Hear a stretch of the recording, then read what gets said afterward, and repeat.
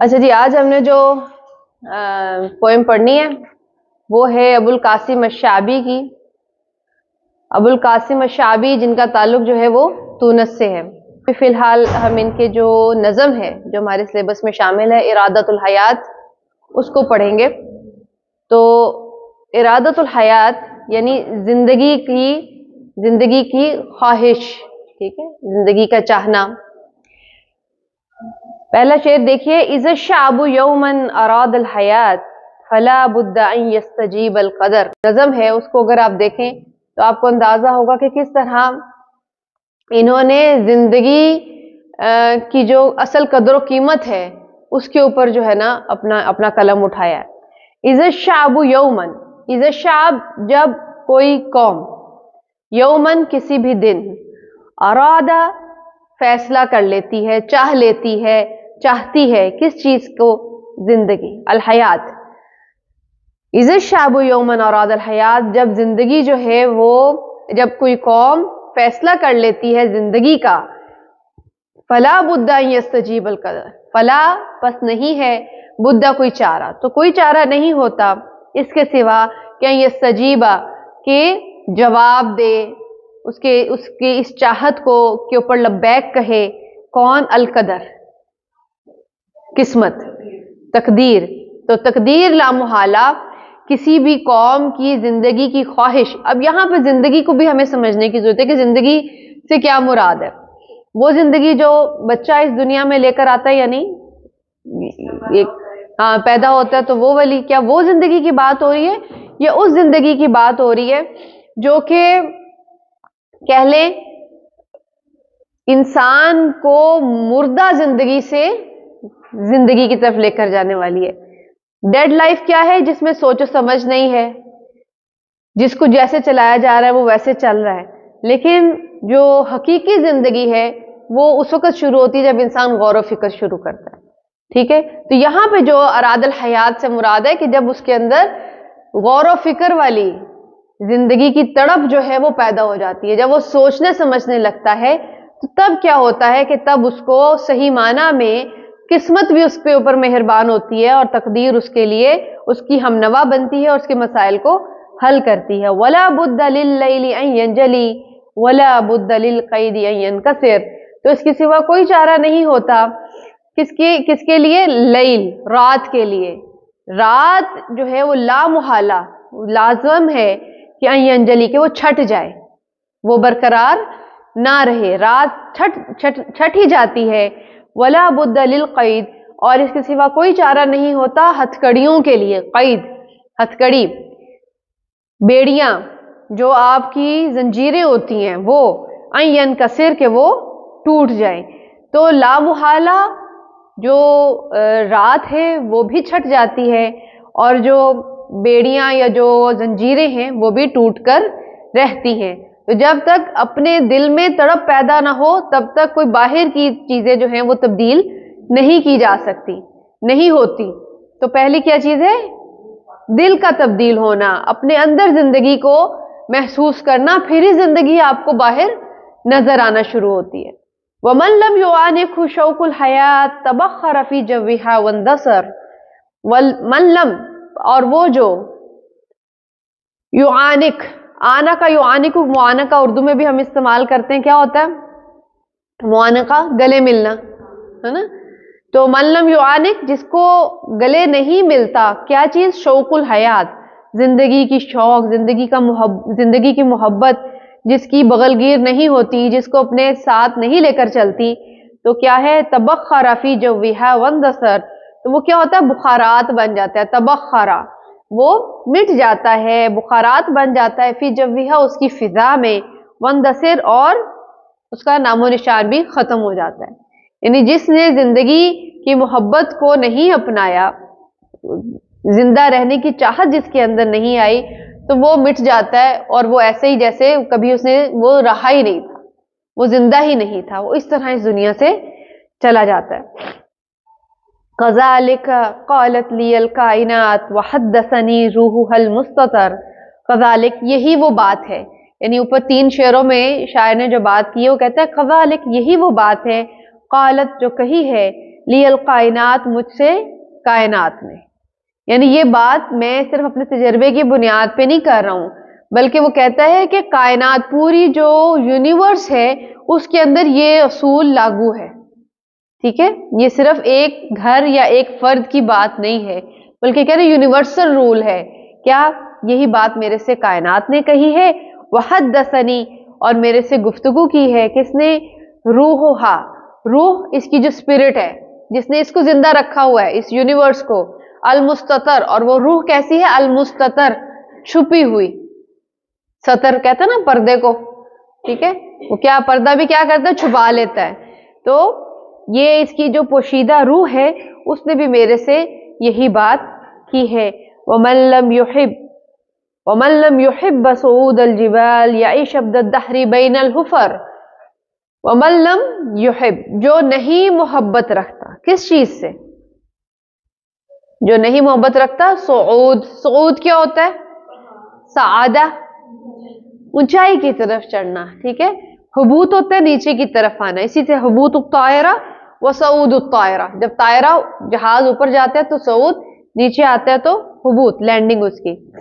تو جو نہیں پسند کرتا جبال، پہاڑوں پہ چڑھنے کو، پہاڑوں کی چڑھائی جس کو پسند نہیں ہے، جو یعنی پہاڑوں پہ چڑھائی سے کیا مراد ہے؟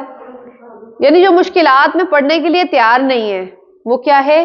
یعیش عبد الدہر بین الحفر، وہ زندگی گزارتا ہے عبد الدہر، ہمیشہ ہمیشہ. کہاں؟ بین الحفر. حفر کیا ہے؟ حفرہ، گڑھے. ٹھیک ہے، تو وہ کیا کرتا ہے؟ وہ ہمیشہ گڑھوں میں ہی اپنی زندگی گزار دیتا ہے.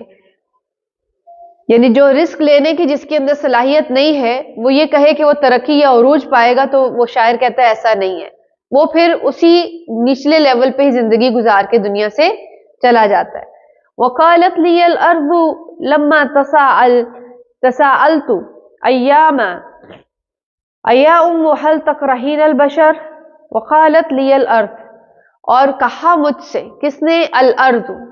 وقالت لی الارض لما تساءلت ایا ام هل تکرہین البشر. اب وہ کہہ رہا ہے کہ کہا مجھ سے کس نے؟ الارض، زمین نے. زمین نے کیا کہا اور کب کہا؟ لما تساءلت، لما جب، تساءلت میں نے اس سے سوال کیا، جب میں نے سوال کیا زمین سے، ایا ام، اے ماں، یعنی زمین کو وہ ماں کہہ رہا ہے. عام طور پہ دھرتی ماں جس طرح ہندوؤں کا بھی کانسیپٹ ہے، تو کہتے ہیں کہ اے ماں، حل تکرہین البشر، کیا تو لوگوں کو ناپسند کرتی ہے؟ کیا لوگ تیرے لیے کراہیت کا باعث ہے، تجھے پسند نہیں ہے؟ تو وہ جواب دے رہی ہے. آگے اگلے شعر میں دیکھیں اس کا جواب ہے. ابارک فی الناس اہل الطموح ومن یستلذ رکوب الخطر. ابارک فی الناس، ابارک، میں مبارکباد دیتی ہوں. کس کو؟ فی الناس، لوگوں میں. میں لوگوں میں جو وہ لوگ جو ہوتے ہیں ان کو میں بابرکت کر دیتی ہوں، برکت دیتی ہوں، میری بلیسنگز ان کے ساتھ ہوتی ہیں. یعنی میں ان کی کاوشوں میں، کوششوں میں امید و معاون بن جاتی ہوں، ان کی مددگار بن جاتی ہوں. کن لوگوں کی؟ اہل الطموح، جن کے اندر ڈٹرمینیشن ہے، جو ارادوں والے افراد ہیں، جو چاہت والے افراد ہیں ان کے اندر. ومئی، اور اس میں جو یستلذ، جو کہ مزہ، استلذ یستلذ، سین باب استغفار آ گیا، استفعال آ گیا، تو یعنی اس میں وہی فعل چاہنے کا مفہوم ہے. یستلذ لذت ہے، تو لذت جب وہ باب استفعال میں جائے گا تو اٹ مینس کہ لذت کو طلب کرنا. ٹھیک ہے، جو طلب چاہتا ہے، جو مزہ لیتا ہے کس چیز کا؟ رکوب الخطر، خطروں کی سواری کرنے میں جس کو بڑا مزہ آتا ہے، وہ شخص جو ہے، یعنی یہ وہ لوگ ہیں جو اہل الطموح ہیں، جو چاہت والے ہیں، ایک ارادے والے ہیں، اس کے لیے کوشش کرنے والے ہیں، اور پھر اس کی وجہ سے ان کو خطرات بھی دیکھتے ہیں، اور وہ خطرات ان کے لیے کیا ہوتے ہیں؟ خوشی کا باعث بنتے ہیں، ان کو اس میں مزہ آتا ہے.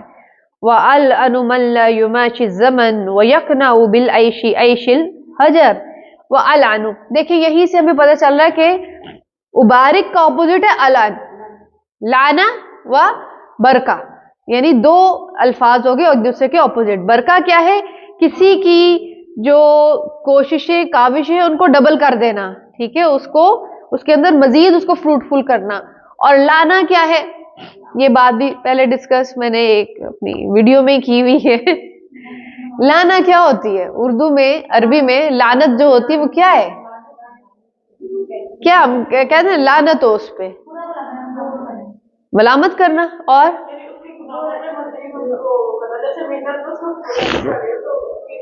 اس کا مطلب ہے آپ نے وہ ویڈیو بھی نہیں دیکھی. تو لانا عربی زبان میں یہ دیکھیں, لعین کون ہوتا ہے؟ لعین جس کے اوپر ہم کہتے ہیں لعنت کی جاتی ہے, لعنت کرنے والا لعین, اور ملعون اسی سے جس پہ لعنت ہوئی ہو. تو آپ نے کبھی کھیتوں میں دیکھا ہے, جب کھیتوں جو گندم یا چاول کسی بھی کی فصل لگی ہو تو اس کے اوپر عام طور پہ نا ایک انسان نما جھاڑیوں کو اکٹھا کر کے وہ بنا دیا جاتا ہے, جس کو انگلش میں اسکیئر کرو کہتے ہیں, اور کپڑے بھی پہنا دیتے ہیں, اوپر گھڑا سا ڈال دیتے ہیں. وہ کیوں کرتے ہیں؟ ہاں, اس لیے کہ کوے نہ آئے اور ان کو یہ لگے کہ یہاں پہ کوئی انسان کھڑا ہے. تو وہ جو کھڑا کرتے ہیں نا وہاں پہ ڈھانچہ, وہ لعین ہوتا ہے, ٹھیک ہے. یعنی وہ کیا ہوتا ہے کہ وہ پرندوں کو اس کھیت کی طرف آنے نہیں دے رہا, ٹھیک ہے. تو اللہ کی رحمت, اللہ کی برکت کو جو چیزیں روکنے کا باعث بنے, ٹھیک ہے, دور کرنے کا باعث بنے, وہ ہے لانا. اللہ تعالیٰ نے بھی لعنت اللہ علی الکاذبین کہا, یعنی وہ اللہ کی رحمت سے دور ہو گئے ہیں, وہ اللہ کی برکت کو نہیں پا سکتے, کیونکہ ان کے اعمال کے سبب اللہ نے ان کو اپنی بارگاہ سے دور کر دیا ہے, ٹھیک ہے. ان کے اسباب, ان کے جو اعمال ہیں وہ سبب بن گئے ہیں ان کے لیے لعنت کا, یعنی وہ اللہ کی برکت سے دور, رحمت سے دور, اور وہ ایسے مقام پہ رہیں گے کہ جس میں ان کو اللہ کی طرف سے کوئی فضل جو ہے وہ نہیں ملے گا. تو یہاں پہ زمین کہتی ہے کہ وہ لوگ جو اہل طموح ہوتے ہیں, چاہت والے ہوتے ہیں, ارادوں والے ہوتے ہیں, اور کیا ہے کہ وہ خطروں کو پسند کرنے والے ہوتے ہیں, ان پہ سوار ہونے والے ہوتے ہیں, کہ ان کی میں مبارک کرتی ہوں, وَأَلَعنُ, اور لعنت کرتی ہوں, ملعون کر دیتی ہوں. کن کو؟ من لا, جو نہیں یماشی زمن, جو زمانے کے ساتھ نہیں چلتا, جو زمانے کے ساتھ اس کا ہمراہ نہیں ہوتا, اس کو میں لعنت کرتی ہوں. یعنی وہ پھر زمانے کا ساتھ دینے سے محروم ہو جاتا ہے. وَيَقْنَعُ بِالْعَيْشِ, اور وہ جو اس کی زندگی ہوتی ہے نا اسی پہ وہ اس کے اندر قناعت آ جاتی ہے. وہ کہتا ہے کہ جو میں جیسے زندگی گزار رہا ہوں وہ ٹھیک ہے. اور وہ عیش کیسی ہے؟ عیش الحجر, اور وہ زندگی بھی جیسی گزارا وہ پتھر کی زندگی ہے, یعنی جیسا آیا ویسا ہی دنیا سے چلا گیا. اس نے اپنے آپ کو تراشا نہیں, اس نے اپنے آپ کو ہیرا بنانے کی کوشش نہیں کی, اس نے اپنے آپ کو کسی اور خوبصورت پتھر میں ڈھالنے کی کوشش نہیں کی, بلکہ ایک ایسا پتھر جس کی زندگی میں کوئی تبدیلی نہیں ہوتی. هو الکون حی یحب الحیات ویحتقر المیت مہما کبر. اور هو الکون, وہ خود کائنات ہے. هو الکون, وہ کائنات جو ہے کیا ہے؟ حی, زندہ ہے. یحب الحیات, یہ کائنات جو ہے یہ زندگی سے محبت کرتی ہے. یہ کائنات, یہ یونیورس زندہ ہے, ہر لمحے بڑھ رہی ہے. فنا کا بھی اس میں سلسلہ جاری ہے, اور اس میں زندگی ہے تو فنا ہے, ٹھیک ہے. وہ زندگی کے باعث ہی چیزوں کو جو اس کے لیے قابل استعمال ہے ان کو نکالتی جا رہی ہے, اور بڑھتی جا رہی ہے, پھیلتی جا رہی ہے. تو زندگی سے محبت کرتی ہے یہ کائنات بھی. وَيَحْتَقِرُ الْمَيْتَ, اور وہ کیا کرتی ہے؟ ناپسند کرتی ہے. کس کو؟ المیتہ, جو میت ہے, جو مر چکا ہے, جو مردہ ہے, اس کو وہ پسند نہیں کرتی. مہما کبر, وہ کتنی ہی بڑی چیز نہ ہو, اگر وہ میت ہے تو اس کو وہ پسند نہیں کرتی. یعنی کوئی بھی دیکھیں اصول بھی یہ ہے کہ جو زمانے کے تقاضوں کے مطابق اپنے آپ کو گرو کرتا ہے وہ پنپتا ہے, وہی آگے جو ہے نا بڑھتا ہے, اور جو اپنے آپ کو پیچھے رکھتا ہے تو پھر وہ کبھی بھی آپ کو دنیا کے اندر آگے بڑھتا ہوا نظر نہیں آتا. اچھا جی, اور اس کو بدل بھی دیا جاتا ہے اس سے جو زندہ ہوتا ہے. یہ بھی ہے, جو مردہ ہو جس کے اندر آگے بڑھنے کی خواہش ختم ہو چکی, خواہ وہ ایک وقت میں آگے رہا بھی ہو, لیکن پھر اس کو ریپلیس کر دیا جاتا ہے. اور قرآنی اصول بھی یہی ہے کہ اللہ تعالیٰ کہتے تم کام کرو جو تمہیں دیا گیا ہے, تو اگر نہیں کرو گے تو پھر میں تمہیں بدل دوں گا ان افراد سے جو تمہارے جیسے نہیں ہوں گے, تم سے بڑھ کر, یعنی وہ اللہ کے جو ذمہ داری ہے اس کو اٹھانے والے ہوں گے, آگے لے کر چلنے والے ہوں گے, زندگی سے بھرپور ہوں گے. فَلَلْ أُفْكُ يَحْزِنُ مَيْتَ الطُّيُورُ وَلَلنَّحْلُ يَلْسِمُ مَيْتَ الزَّهَرِ.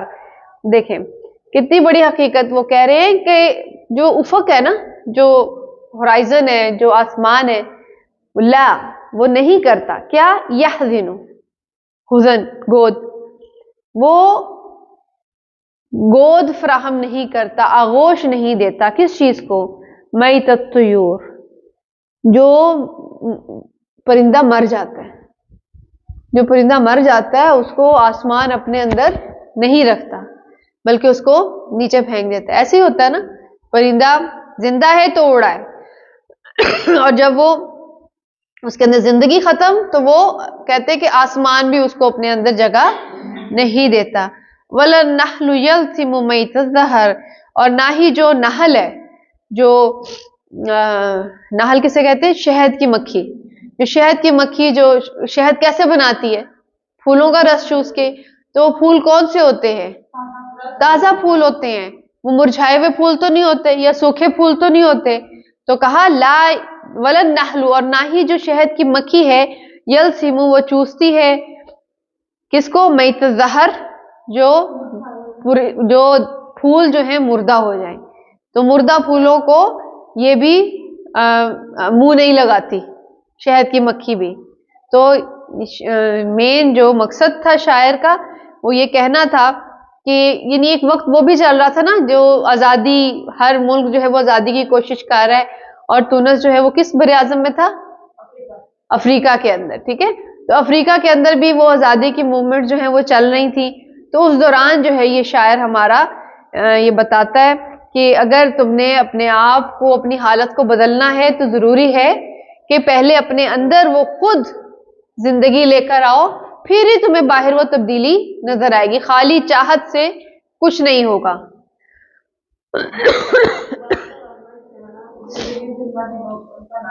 مردہ دل کیا خاک جیا کرتے ہیں, بالکل.